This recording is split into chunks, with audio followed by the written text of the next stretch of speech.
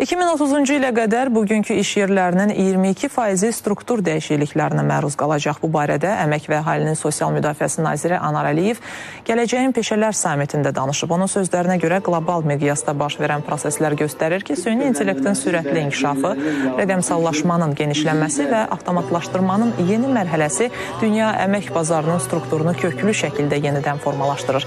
İşğaldan azad olunan ərazilərdə əhalinin məşğulluq səviyyəsi 92%-in üzərindədir. Bunu isə Dövlət Məşğulluq Agentliyinin İdarə Heyətinin sədri Sadiq Əliyev jurnalistlərə açıqlamasında deyib. Onun sözlərinə görə böyük qayıdış proqramı çərçivəsində azad olunan ərazilərdə əhalinin köçürülməsindən əvvəl məşğulluq imkanları yoxlanılır.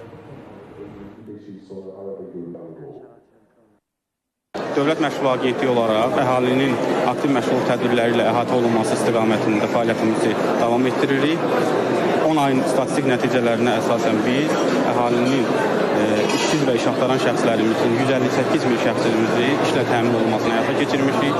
302 min şəxsimizin biz peşə yönümlü məsləhət xidməti ilə əhatə olunması, 15 mindən çox şəxsimizin peşə hazırlığına cəlb olunması, eyni zamanda 16 minədək şəxsimizin də özü məşğul proqramına cəlb olunması istiqamətində 10 aylıq bir dövrdə fəaliyyətimizi təmin edə bilmişik.